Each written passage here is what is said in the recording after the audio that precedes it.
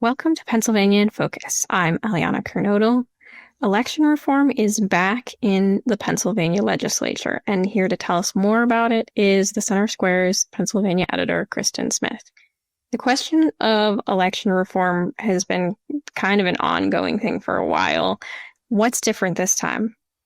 This time, there seems to be a glimmer of hope for voter ID. This is something that Republicans have really wanted for decades at this point, but particularly in the last 5 years since we went to universal mail-in voting. And Democrats have always been historically opposed to as disenfranchising. But there were two bills in the House this past week. The first one was sponsored by the House Speaker, Joanna McClinton. She's a Democrat from Philadelphia. And that pretty much contained all of the Democrat election reform priorities, more ballot boxes, faster voter registration, early in-person voting, a lot of things that they really want, that they think would open up access. Republicans have kind of been against that for a while because they think that it undermines security and thereby integrity of elections. But this vote did pass, earlier this week. But what's unusual about it is that there is this second ID bill that was running right behind it. In fact, in the legislative process, once it gets to the floor, it's ready for a final vote.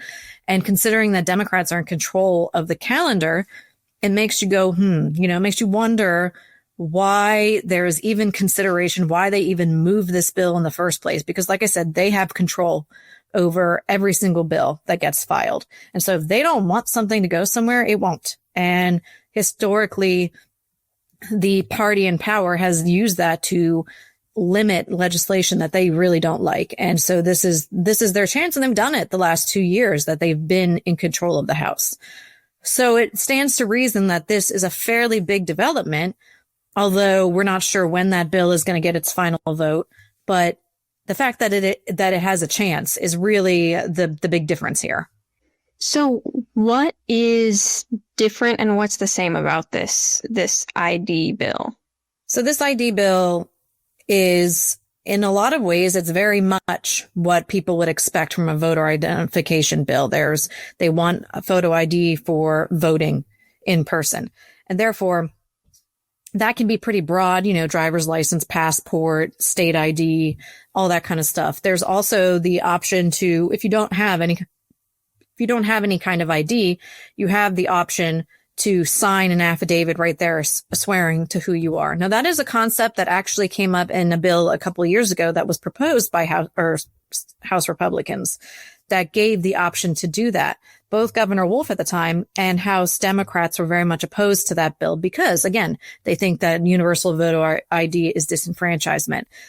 It's interesting now that they've kind of flipped the script and seem to think that this particular requirement is less disenfranchising than the bill was in the past. And it's curious to know how this will be received by Senate Republicans. Will they think that this is enough or secure enough for them? We'd have to wait to see until they got to the bill. But the timing of it is also really interesting. I mean, the clock is winding down on when the budget is due, June 30th, and we're seeing a ton of big ticket policy bills moving around. And we always have a lot of horse trading that happens when it comes to finalizing numbers for the budget. One has to wonder if they're putting stuff in place to make deals to get their priorities. The governor wants a lot of money, and Senate Republicans in particular don't want to spend a lot of money, but they have these other policy goals. So it makes you wonder, is something like this, are Democrats putting this in their, in their little back pocket in case they need to whip it out to make a budget deal? And so we'll see. There's a lot that could happen with this, or nothing could happen with this. It's kind of what we're always saying every week, but this is just another example of the interesting twist that this ongoing story has taken. And you mentioned the negotiation. I guess, historically, is it likely that they would try to come to some sort of agreement of these are the election reforms that Democrats want, these are the election reforms that Republicans want? Can we do a little bit of both? Is that a possible reason why they might be letting this through? It is possible. That's certainly what they're going to have to do. to get it through now. Democrats have the upper hand here. They have Shapiro and they have the House.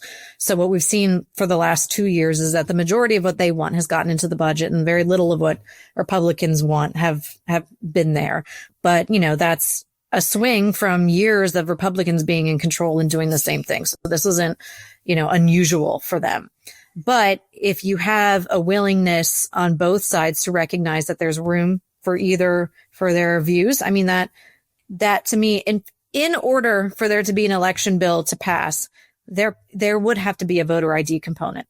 But Democrats are going to want, early in-person voting. They're going to want pre-canvassing, which is the process of actually preparing the ballots to be counted so that we're not counting until the wee hours of the morning. They're going to want faster registration. They're going to want more ballot boxes. So Republicans are going to have to swallow some of these, if not all of these, in order to get some kind of voter ID. But again, it's not certain that this is going to be something they're really going to fight for this budget season. But again, the little tiny movements signal that there's some discussion happening, something's happening somewhere to change their minds. Well, Kristen, thanks for your insights on this story.